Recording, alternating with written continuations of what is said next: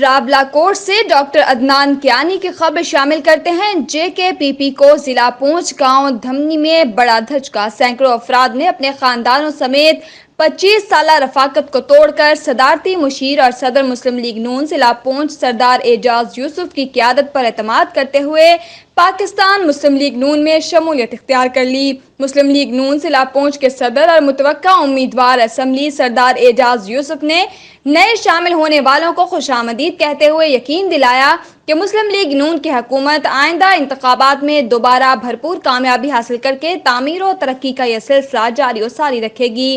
آزاد کشمیر میں آئندہ بھی حکومت مسلم لیگ نون کی ہوگی۔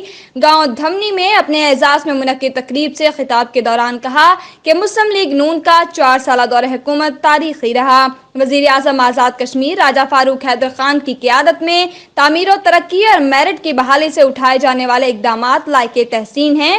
دیگر جماعتوں سے مستعفی ہو کر شامل ہونے والوں نے سردار اعجاز یوسف کی قیادت پر مکمل اعتماد کا اظہار کیا۔